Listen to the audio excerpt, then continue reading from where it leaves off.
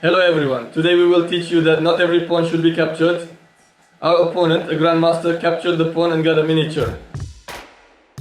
Hello everyone, today we will review a game where I sent a miniature to the grandmaster.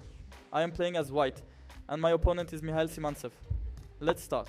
e4, c5, knight f3 and d6. We refer to this as the d6 variation of the Sicilian opening. There are many moves here. d4 is an option, c3 is an option. There are many options. But here I chose the bishop to e5 move. Bishop d7 and bishop takes d7. Queen takes d7 and short castling. Now the purpose of white's bishop e5 check is to castle immediately. We want to speed up castling and quickly secure our king. My opponent played knight f6, rook e1, knight c6 and c3. And now we're targeting the central squares by coming to c3, d4 here. In short, we want to move to the centers, e6, d4 and c4, c4. Right now we actually have a clear threat. Maybe in the future we'll play d5 and simultaneously with the rook eyeing this file we'll initiate an attack. For instance, if they make a bad move, something like this. d5, e captures d5. And white is both checking the king and attacking the knight. Afterward, it remains in a really good position. For example, if the knight comes to e5, after the bishop moves to f4, this pawn is captured. White will remain a pawn ahead. And of course, our opponent plays d5 here. This is the main move, the main theory. The opponent is saying, if you are coming to the center, then I am also going to the center. I'm going to play to the center too. e5 at e4, at bd2.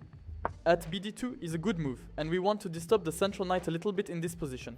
For example, if our opponent makes a move like bishop to b4 in this position, it's a bad move, because whites make a strong move with knight takes e4.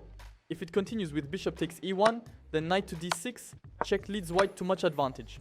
Has a superior position compared to black. We are playing two pieces against a rook without two pieces, and it's really staying in a very strong position. During the match,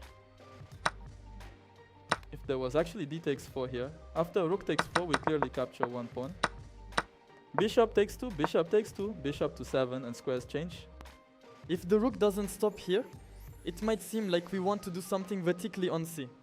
But that's not why. Actually, because we will want to protect the pawn on d4 by continuing from here to there. Why do we want to protect the pawn on d4? Because if this rook protects d4, I will attack from here. We want to attack the king's side, that is. We might think of this question. Some of my friends. Isn't there a bishop b4 here? No, there isn't a bishop b4 here.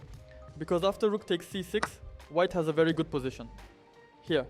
Because on queen takes c6, two pieces against the rook.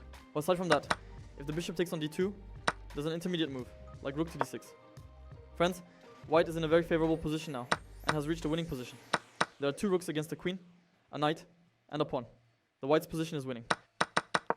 Besides that, during the game, rook f to c8 was played in the position. After playing pawn to a6, as he might try a queenside attack starting with the 3 and b5. But since white protects the pawn with the rook, you can stop and consider this plan. The knight is coming to g5 for white. Our goal is for the queen to come to h5 and launch a checkmating attack from there. At the same time, if the rook moves to c7 making a bad move, we immediately follow with queen to h5 and then knight to h3. Subsequently, we can see very strong checkmating attacks with sacrifices like bishop takes h6. Other than that, I'm skipping ahead a bit. During the match, the rook came to c8 here, queen to d8, and rook to d3b5. Now of course, the first move that comes to mind in this position is when b5 comes, a5 b4 wants to attack the queen side. Why did this queen d8 come? This question may come to our mind. This queen is to prevent the bishop, my knight, from coming to g5. Meaning we made this move so that we don't attack from the king side, our opponent. White played a very strong move here with h4, and this was part of my preparation at home.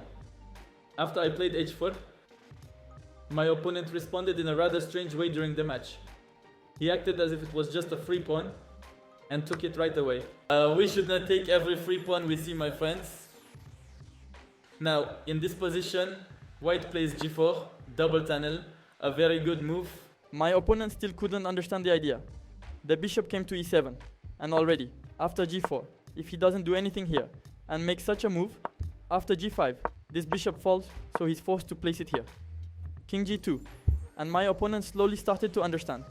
This file is open now. I mean, there's a semi-open file here, and we're going to make an attack from here. Now we sacrificed a pawn. In return, we took this file, and we will launch a checkmating attack. The position was castled on the same wings. a5 came, rook h1 b4, queen g1, and captured. B takes a3, we took h6, and queen h2. As you can see, our queen is on this file, and if such a bad move is made, we are threatening bishop takes h6 and launching a mate attack on our opponent. During the match, it was taken here, rook to h6, queen to h2, and here the opponent wants to defend this with the bishop, actually. But this is a bad move. This is not enough. Because after playing pawn to g5, g6 and here after bishop to g5, the whites are now in a winning position. Because the white player has a mate threat by moving the bishop to f6 and then attacking from h7. When I moved my bishop to f6, my opponent resigned. Because after knight to f5, there was a beautiful checkmate and white won the game. At the time I won the game, my rating was 2008 and my opponent's was 2371. I think it was a really nice game, the first Grandmaster I defeated. That's it for today's video. Thank you for watching. If you enjoyed it, please don't forget to like and comment. We would really appreciate it. See you in the next videos. Goodbye.